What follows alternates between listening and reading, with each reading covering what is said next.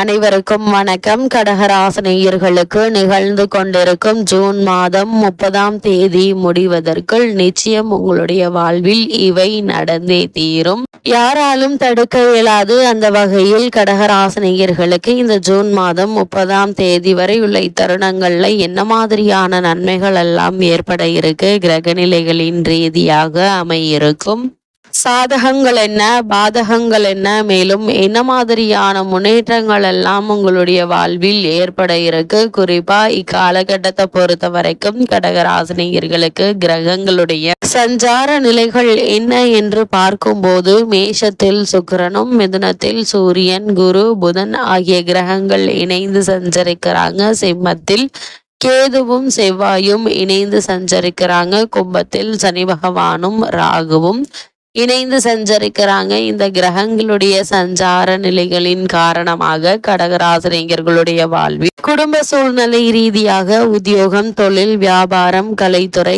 அரசியல் துறை, மாணவ மாணவிகள், விவசாய துறையினர், பெண்மணிகள் என அனைவருக்குமே என்ன மாதிரியான நன்மைகள் எல்லாம் ஏற்பட இருக்கு என்பது குறித்தான முழுமையான பதிவு தான் இந்த வீடியோல நம்ம விரிவா பார்க்க போகிறோம். அந்த வகையில கடகராசியை சேர்ந்த புனர்பூசம் 4ஆம் பாதம் முதல் பூசம் ஆயில்யம் வரை உள்ள நட்சத்திரக்காரர்களுக்கு குடும்ப சூழ்நிலை ரீதியாக என்ன மாதிரியான நன்மைகள் எல்லாம் உங்களுடைய வாழ்வில் ஏற்பட இருக்கு என்று பார்க்கும்போது, இக்காலகட்ட கிரக நிலைகளை ஆராய்ந்து பார்க்கும்போது, இதுவரை ஜென்ம ராசியில் நீச்சம் பெற்ற செவ்வாய் 2ஆம் இடத்தில் கேதுவோடு இணைந்திருக்கிறார். பல கிரகங்கள் சாதகமாக இல்லை என்றுதான் சொல்ல வேண்டுங்க. குரு, சூரியன், புதன் என எல்லோரும் விரயஸ்தானத்தில் இருப்பது பிரச்சனைகளை குறிக்குது. அதே நேரம் குருவினுடைய பார்வை சுகஸ்தானத்தில் 6ஆம் இடத்திலும் 9ஆம் இடத்திலும் பதிவதால சற்று முயற்சியும் நிதானமும் கடைபிடித்தால் கஷ்டங்கள்ல இருந்து தப்பித்துக் கொள்ளலாம் என்பதை கிரகங்களுடைய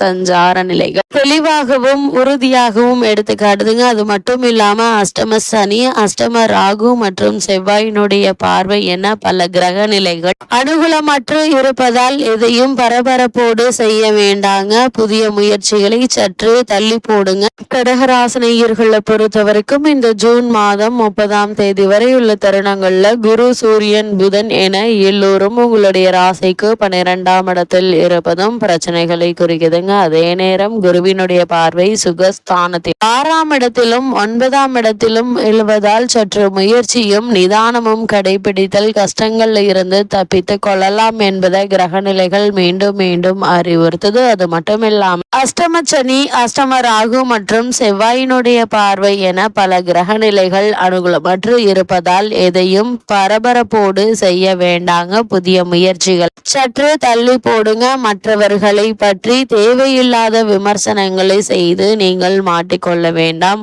ஆரோக்கியத்தில் கவனமாக இருங்க. சிறு உடல் உபாதை என்றாலும் கூட உடனே மருத்துவரிடம் அணுகி நிவாரணம் தேடிக்கொள்ளுங்க. உங்களுடைய பிரச்சனைகளை மற்றவர்களிடம் விவாதிக்க வேண்டாம். நீங்கள் உண்டு, உங்களுடைய வேலை உண்டு என்றிருப்பது மிக மிக நல்லது என்பதை கிரக நிலைகள் மீண்டும் மீண்டும் அறிவுறுத்துதுங்க. அது மட்டும் இல்லாம இக்காலகட்டத்தை பொறுத்த வரைக்கும் சனி பகவானுடைய நிலையினால் உடல் நலன்ல கவனமாக இருப்பது அவசியங்க. அது மட்டும் இல்லாம இரவு நேரத்தில் அதிக கவனத்தோடு இருப்பது நல்லது என்பதை கிரக நிலைகள் மீண்டும் மீண்டும் அறிவுறுத்தது. பூர்வ புண்ணிய ஸ்தானத்தில் சூரியன் ஜென்ம ராசியில் செவ்வாயும் நிலை கொண்டதால் வெயிலில் செல்லும் போது இரவில் வாகனம் ஓட்டுவதை நிதானமாக ஓட்டுங்க. அது மட்டும் இல்லாம திருமண சம்பந்தமான முயற்சிகளை நீங்கள் மேற்கொள்பவர்களாக இருந்தீங்க அப்படின்னா வரனை பற்றி தீர விசாரித்து ஆராய்ந்து அதற்கு பிறகு அதற்கான முயற்சிகள் மேற்கொள்வது நல்லது என்பதை கிரக நிலைகள் மீண்டும் மீண்டும் தெளிவுபடுத்துது. இக்காலகட்டங்களில் நீங்கள் எந்த ஒரு முயற்சிகளை மேற்கொண்டாலும் நிச்சயம் உங்களுக்கு வெற்றி கிடைக்கும் என்பதில் எந்த ஒரு சந்தேகமும் இல்லை என்பதை கிரக நிலைகள் மீண்டும் மீண்டும் உறுதியளிக்குதுங்க. அதே போல் கடக ராசியை சேர்ந்த உத்தியோகஸ்தர்களுக்கு இந்த ஜூன் மாதம் 30ஆம் தேதி வரை உள்ள தருணங்கள்ல மேலும் என்ன மாதிரியான நன்மைகள் எல்லாம் உங்களுடைய வாழ்வில் ஏற்பட இருக்கு என்று பார்க்கும்போது, ஜீவனக்காரகரான சனி பகவான் அஷ்டம ராசியில் பூர்வ புண்ணிய ஸ்தானத்தில் சஞ்சரி சஞ்சரிக்கிறாங்க. அன்றாட கடமைகள்ல ஆழ்ந்த கவனம் மிக மிக அவசியங்க. கிரக நிலைகளின்படி உங்களுடைய பணிகள் தவறுகள் ஏற்பட சாத்தியக்கூறுகள் இருக்கு. மேலதிகாரிகளுடனும் சக ஊழியர்களிடம் அனுசரித்து நடந்து கொள்வதன் அவசியத்தை கிரக நிலைகள் வற்புறுத்துதுங்க. அது மட்டும் இல்லாம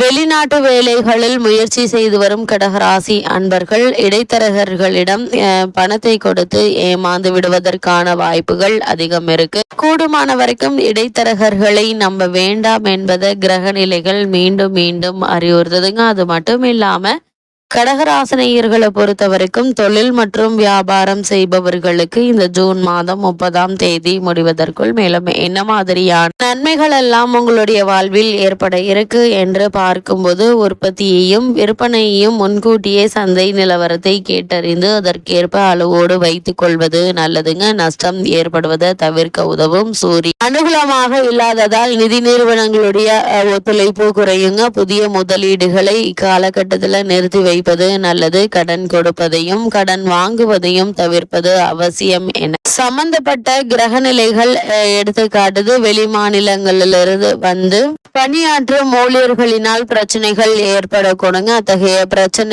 பணியாளர்களை வேலைக்கு தேர்ந்தெடுக்கும் போது கவனமாக இருப்பது அவசியம் என்பதை கிரக நிலைகள் மீண்டும் மீண்டும் அறிவுறுத்துதுங்க. அதே போல ஏற்றுமதி இறக்குமதி துறையினர்களை பொறுத்த வரைக்கும் முன்பணம் வாங்காமல் சரக்குகளை அனுப்ப வேண்டாங்க. அப்புறம் மேலும் பணம் கைக்கு கிடைக்கிறதுக்கு தாமதம் ஏற்படும் என்பதை கிரக நிலைகள் முன்கூட்டியே உங்களுக்கு அறிவுறுத்தும் பட்சத்தில் எச்சரிக்கையாகவும் கவனமாகவும் இருப்பது மிக மிக அவசியம் என்பதை கிரக நிலைகள் மீண்டும் மீண்டும் தெளிவுபடுத்துதுங்க. அதே போல அரசியல் துறையினரை பொறுத்த வரைக்கும் இந்த ஜூன் மாதம் 30ஆம் தேதி வரை உள்ள தருணங்கள்ல அரசியல் துறைக்கு தொடர்புள்ள மற்ற கிரகங்கள் அனுகூலமாக இல்லைங்க. கட்சியில் செல்வாக்கு அதிகரிக்க இருக்கு. சூரியன் சாதகமாக இல்லதால குற்றச்சாட்டுகளும் வழக்குகள்லையும் அகப்பட்டு கொள்ள வாய்ப்புகள் இருக்குதுங்க. அதனால் அதிக கவனத்தோடு எச்சரிக்கையோடு இருப்பது அவசியம் என்பதை கிரக நிலைகள் மீண்டும் மீண்டும் உங்களுக்கு அறிவுறுத்துது. அதே போல் கலைத்துறையினரை பொறுத்த வரைக்கும் மிகவும் சாதகமான ஒரு காலகட்டமாக தான் இந்த 2 வாரங்கள் அமைஞ்சிருக்குது. வருமானம் என்பது ஒரே சீராக இருக்குங்க. சிக்கனமாக இல்லாவிடில் இந்த மாதத்தினுடைய கடைசியில் பண பிரச்சனை ஏற்படுவதற்கான வாய்ப்புகள் இருக்கு. திரைப்பட நடிகைகளும் ஆடம்பர செலவுகளை கண்டிப்பாக குறைத்து கொள்ள வேண்டுங்க. இல்லைன்னா பண பிரச்சனை ஏற்படுவதற்கான வாய்ப்புகள் இருக்கு என்பதை கிரக நிலைகள் உங்களுக்கு மீண்டும் மீண்டும் அறிவுறுத்துது. அதே போல கடகராசியை சேர்ந்த விவசாயத்துறையினரை பொறுத்த வரைக்கும் பூமிக்காரகரான செவ்வாய் ஜென்மத்திலிருந்து 2ஆம் இடமான சிம்ம ராசியில் சஞ்சரிக்கிறாருங்க. சூரியன் சனி ராகு கிரகங்கள் அவ்வளவு அனுகூலமாக இல்லைங்க. அதனால் வயல் பணிகளின் போது விழிப்புடன் செயல்பட வேண்டியது அவசியம் என கிரக நிலைகள் வற்புறுத்துது. அது மட்டும் இல்லாம இக்காலகட்டத்தை பொறுத்த வரைக்கும் இரவு நேரங்களில் வயல் பணிகளின் போது விழிப்புடன் இருப்பது முக்கியங்க. பழைய கடன்களினால் கவலை ஏற்படுவதற்கான வாய்ப்புகள் இருக்கு. கால்நடைகளுடைய பராமரிப்பில் செலவுகள் அதிகரிக்குங்க.